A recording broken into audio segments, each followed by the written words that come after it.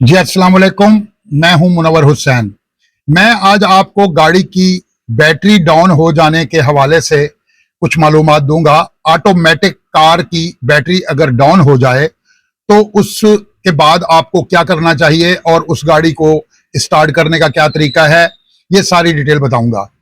चंद दिन पहले मेरी गाड़ी की बैटरी डाउन हो गई थी घर खड़े खड़े, तो स्टार्ट ना हुई, तो मैंने एक दूसरी गाड़ी को मंगवाया, उसकी बैटरी के साथ बैटरी टो चैन की और गाड़ी को स्टार्ट किया। गाड़ी स्टार्ट हो गई, फिर 2-3 दिन तक चलती रही, लेकिन आज फिर गाड़ी की बैटरी डाउन हो गई है और गाड़ी स्टार्ट नहीं हो रही।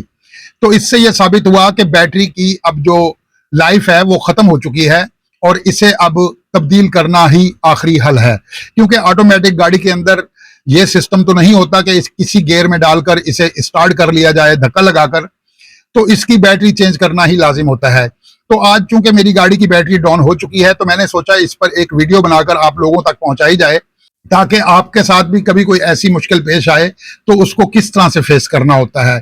तो मैं ये दोनों तरीके आपको बताऊंगा। दूसरी गाड़ी की बैटरी को अपनी गाड़ी की बैटरी से टो करके गाड़ी को कैसे स्टार्ट किया जाता है ये भी बताऊंगा। ये भी बताऊंगा कि फिल फॉर क्या करना चाहिए। एक बात याद रहे कि गाड़ी की बैटरी एकदम से बिल्कुल डाउन नहीं हो जाती, उसमें इतना करंट होता है कि जिससे गाड़ी का स्विच ऑन हो जाए।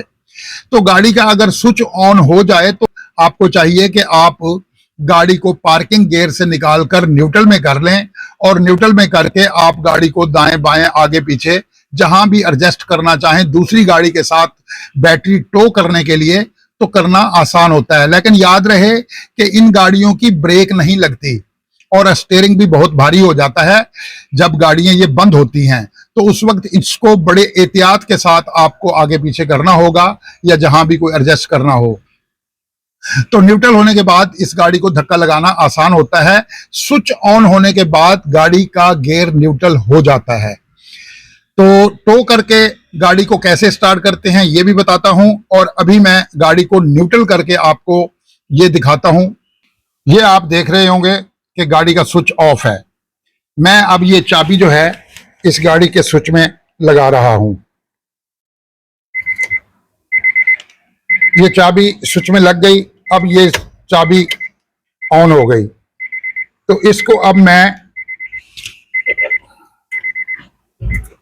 ये स्विच ऑन हो गया, ये आप देख रहे हैं। जैसे ही ये स्विच ऑन हो जाए तो आप गाड़ी के गियर को पार्किंग से निकालकर न्यूट्रल में ला सकते हैं।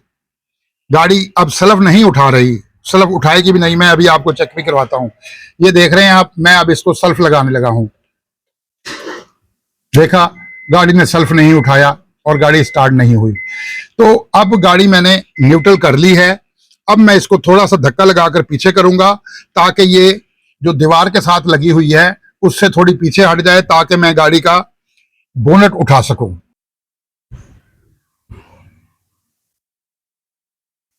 तो उस वक्त आपको क्या करना होगा, ये जो कवर है इसे हटाना है। ये कवर आसानी से हट जाता है। ये जब कवर हट जाए, अब मैं आपको ये दिखा देता हूं। ये आपको नजर आ रहा है, ये नफी का निशान है, और ये अर्थ की तार जो है बॉडी के साथ लगी हुई है, और ये जो है ये जमा का निशान है, वो इस क्लिप के नीचे है, इस वजह से उसे दिखाना मुमकिन नहीं।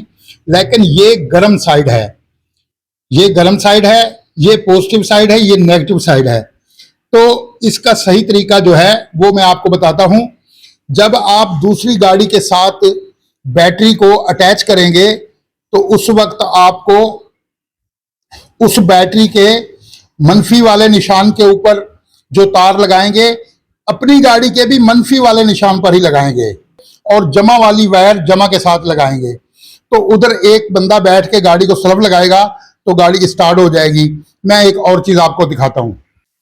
ये दो क्लिप जो मैंने लगाए हैं, ये दो क्लिप और दो तारें, ये मेरे पास सेट जो है ये अभी मुकम्मल नहीं है। एक वायर है और दूसरी की वायर मैंने अभी खरीद के इसको लगानी है, क्योंकि ये जब से मैंने गाड़ी ली है तब से अब तक पहली बार ये बैटरी डाउन हुई है। तो मैं ये सेट मुकम्मल करके अपनी गाड़ी की डिग्गी में रखूंगा।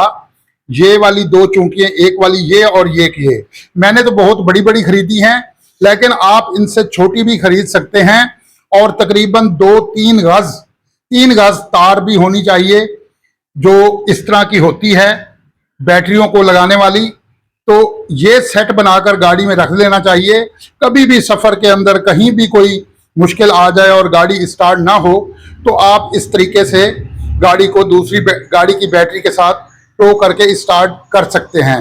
پھر اس کے بعد آ کر آپ بیٹری کو چیک کروائیں، بیٹری تبدیل کروائیں، جو بھی آپ کو اس وقت مناسب لگے بعد میں کریں، لیکن وقتی طور جو پریشانی ہوتی ہے اس کا حل یہی ہے، آپ کے پاس اگر وہ والی وائریں نہ ہوں، کسی ایسی جگہ پر آپ ہیں، تو آپ بجلی کی اس طرح کی جو یہ اپنا 220-30 واٹ والی تار ہوتی ہے، یہ 729 کی تار ہے، یہ بھی اور اس سے کم پاور کی بھی تار جو ہے وہ کرنٹ پاس کر لیتی ہے، تو آپ ان تاروں کے ساتھ بھی یہ کام چلا سکتے ہیں۔ مثال کے طور پر یہ 2 وائریں ہیں، ان میں سے ایک وائر منفی پر اور ایک جو ہے جمع پر آپ لگائیں گے، اور ادھر بھی منفی اور جمع پر ایسی تار لگائیں گے تو گاڑی پھر بھی اسٹارٹ ہو جائے گی۔ تو اس والے سیٹ اپ کے ساتھ آپ اکیلے بھی گاڑی اسٹارٹ کر سکتے ہیں، 2 ادھر لگا دیں گے، آپ 2 ادھر لگا دیں گے تو آپ کی گاڑی اکیلے میں بھی اسٹارٹ ہو جائے گی۔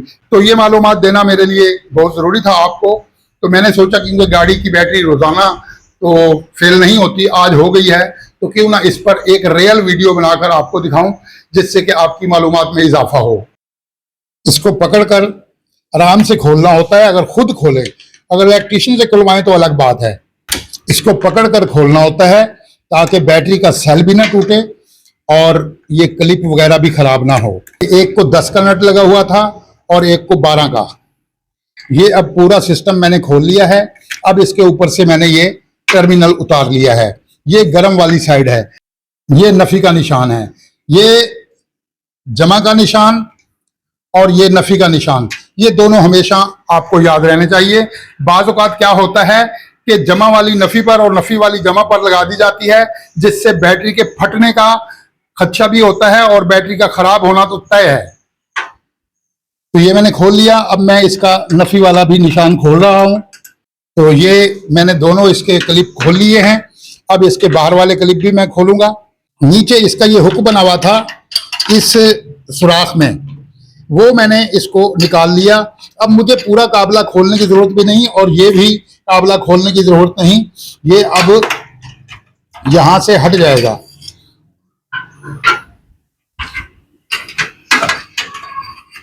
یہ اس طرح سے یہاں سے ہٹ جائے گا اور میں بیٹری کو اب یہاں سے اٹھا لوں گا۔ ہاں تو جناب بیٹری ہم نے فٹ کر لی ہے بالکل بہترین طریقے سے، اس کے نیچے والا حصہ بھی ہم نے صاف کیا ہے اچھے طریقے سے۔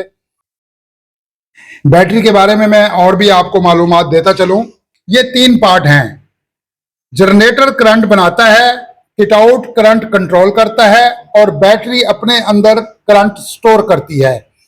جس وقت گاڑی چل رہی ہوتی ہے اس وقت اے سی چل رہا ہو، ہیڈ لائٹ جل رہی ہو، الغرض کے جتنا بھی سسٹم الیکٹرک ہے وہ سارا کا سارا جو چل رہا ہو، تو اس کو سپلائی جو ہے وہ جنریٹر سے براستہ کٹ آؤٹ مل رہی ہوتی ہے۔